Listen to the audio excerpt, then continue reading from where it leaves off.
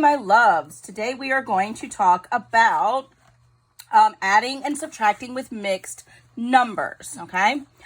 Mixed numbers. We have worked on this. This is a review for you. I just wanted to make sure before we move on that we are nice and firm in this. So you are going to turn to page 384, okay? And we are going to try a couple practice problems together, okay? So our first practice problem says 2 3/4, and we are adding that to 3 3/10. Okay, now I know in your book it is horizontal, but as I said, it's a lot easier to write them vertically up and down because it makes it easier to change the numbers. Okay, I'm going to do this first one vertically. I'll do one horizontally so that you can see how that's done, and just up to you how you want to do it. Again, I show you a lot of ways. You decide which one works best for you. Okay, so again, when adding and subtracting with mixed numbers, first thing you're going to do is convert them so they have the same denominators. You don't have to do anything different or hinky to your whole numbers, so we're just going to move those over. Don't forget to move your sign, because if you don't move your sign, sometimes y'all accidentally do adding when you're supposed to subtract and vice versa. Okay, so now I'm going to say, what number will both 4 and 10 go into? Well, you can easy peasy say, well, 4 times 10 is 40 and change them both to 40. Or you can do the method where you list the multiples, 10, 20, 30, 40, okay? Do the same for 4, and then you'll realize that 20 is actually a smaller multiples that they have in common, okay? All right. So I'm going to use 20 because it's a smaller one, and hopefully it'll help us to not have to reduce so much. And then I ask myself, how did I get from 10 to 20? Well, I multiplied by 2, so if you do it to the bottom, you do it to the top. 3 times 2 gives me 6. How did I get from 4 to 20? I multiplied by 5. Again, if you do it to the bottom, you do it to the top, so that gives me 15. Okay. Always add or subtract in this column first, the smallest column. 15 plus 6 gives me 21 over 20. 2 plus 3 gives me 5. Okay, we cannot leave it like this. So you say, all right, I'm going to have to fix this one. So I just leave myself a little room. I'm going to come below it so that I'm not cutting you off. Okay, we still have a 20. How many times will 20 go into 21? It will go in one time, right? So I'm going to add a 1 up here to this 5 that I have. And then what's left over? A 1 is left over. Okay. 5 plus 1 gives me 6. So your answer is 6 and 1/20. Okay. All right. Maggie's going to tell me if I go out of frame. How am I doing, Mags? Well, you went out of frame. Oh, no. I went out of frame a little bit. Sorry, guys. All right. Did show it. But... Okay. Good job. All right, next we have another addition problem, okay? Sorry, my book is way smaller than yours. Okay, so we are at 5 3/4. Oh, wait, I said I was going to show you horizontally this time, right? Okay, 5 3/4 plus 1 1/3. So when you're doing it horizontally, okay, same thing as when you're doing it vertically, except this time, instead of writing it next to it, you can write it below it. So go ahead and drop your whole numbers, or drop the 5, the plus sign, and the 1. Okay, what multiple does 4 and 3 have in common? Well, the smallest is going to be 4 times 3, which is 12. So go ahead and put your denominators down. You say, how did I get from 4 to 12? I multiply by 3, so you got to do the same to the top. 3 times 3 is 9. How did I get from 3 to 12? I multiply by 4. So 1 times 4 is 4. Okay.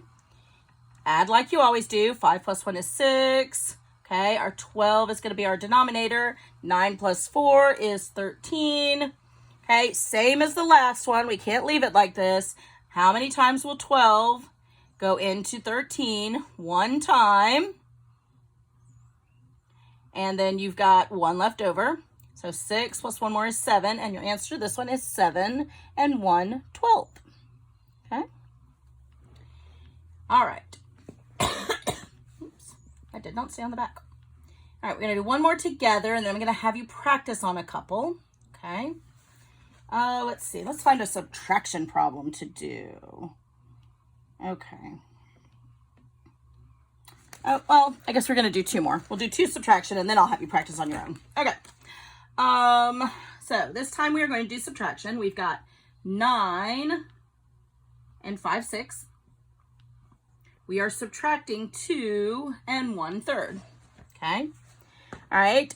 In this case, I recognize that the 6 in the top number, is our common denominator. So I'm going to rewrite this as 9 minus 2.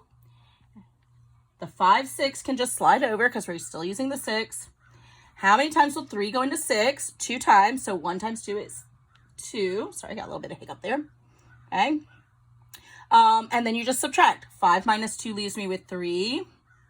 9 minus 2 leaves me with 7. I cannot leave the 3/6 that way. So how many times will 3 go into 3? It'll go 1 time. How many times will 3 go into 6? It'll go 2 times. So your answer in this time is 7 1/2. Okay. All right, one more problem together. Then you're going to practice on your own, and we'll check them. Okay. And then you could do some practice problems on quizzes. Yay, quizzes! I know y'all love those. Okay. Our last practice one that we're going to do together. Let me see. Okay, let's do the next one.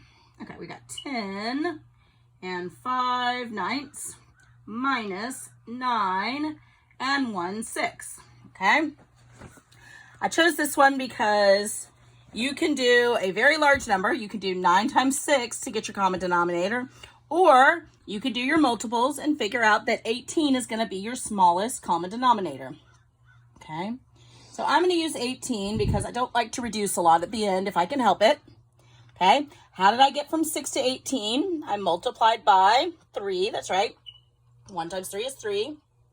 How did I get from 9 to 18? I multiplied by 2. So 5 times 2 is 10.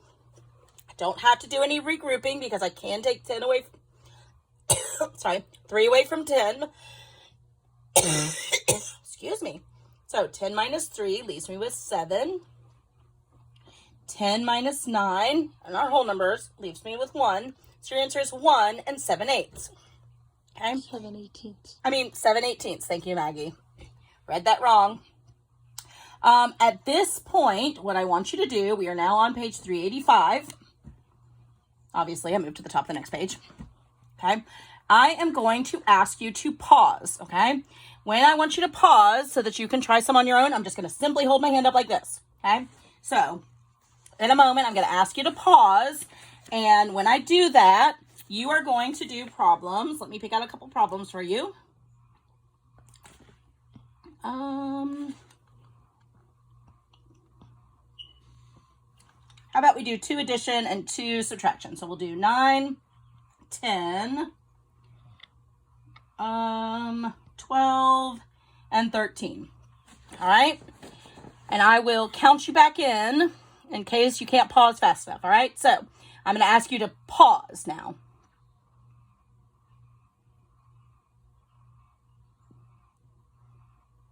Okay, hopefully you paused and you solved those problems. Okay, so let's go ahead and check those together. Excuse me.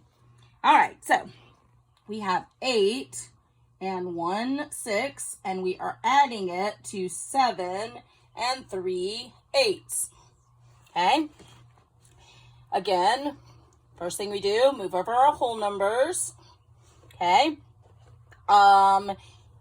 there are several different numbers. You could have done 8 times 6 is 48, or you could have done the method where you compare their multiples and found out that 24 is the least common multiple, the smallest number they have in common.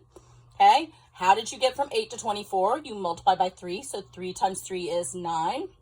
How did you get from 6 to 24? You multiply by 4, so 1 times 4 is 4. We add those together, and we get 13 24ths. We add 8 and 7 together, we get 15, and your answer is 15 and 13 24ths. Hopefully everybody got that. Okay, if not, please, If you're not sure how we got that or you don't know what you did wrong, shoot me a comment down below and I can go back over that with you. I can make you your own individual video as well. All right, number 10 says 2 1/2, and we are going to add that to 2 1/3. Okay, moving my whole numbers over. Okay, the common denominator for 2 and 3 are going to be 6. Okay, so how did I get from 3 to 6? I multiplied by 2, so 1 times 2 is 2. How did I get from 2 to 6? I multiply by 3, so 1 times 3 is 3. Okay, I add those together, we get 5, 6. I add the 2's together and I get a 4. So your answer is 4 5 6 this time. I hope everybody got that one without too much trouble. I know y'all are doing great because y'all are really good at this when we were doing it with class. All right. We're doing the last 2 problems, which are subtraction problems. So we're going to do number 12. We've got 2 5/8, and we are subtracting 1 1/4. Okay. Hopefully you recognize that 8 is the common denominator. So we're going to move our whole numbers over and our sign so we don't accidentally add instead of subtract.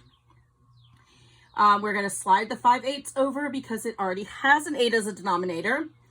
And then I say, how did I get from 4 to 8? I multiply by 2, so 1 times 2 is 2. I subtract 5 minus 2, I get 3/8. 2 minus 1 is 1. And your answer is 1 3/8. Okay, hopefully everybody got that one. I know you did. These are actually a little easier than the ones we've been working on. Okay, as I said, I just wanted to do a quick review, make sure we remembered everything, we're following all our directions. The last one we're going to practice together is 13. So we are starting with 14 7/12. Let's make that one a little bit big. We are subtracting 5 1/4. Okay. Again, can you use 48? Can you use 24? Of course. I'm going to go with the smallest common factor and say I'm going to use 12 as my denominator. Okay. Okay, this one's already in 12ths, so I'm just going to slide the 7 over. How did I get from 4 to 12? I multiply by 3, so 1 times 3 is 3. Okay. I'm going to subtract. 7 minus 3 leaves me with 4. 14 minus 5 leaves me with 9. I cannot leave it this way because it is not simplest form. So what number will go into both 4 and into 12? That would be 4. 4 divided by 4 is 1. 12 divided by 4 is 3. And so your answer is 9 1/3. All right, guys, shoot me questions in the comments if you have more questions, or if you want to see something again, or if you look at some of the other problems on the page and you're like, Miss Davis, that problem makes no sense to me. All right, love you. Bye.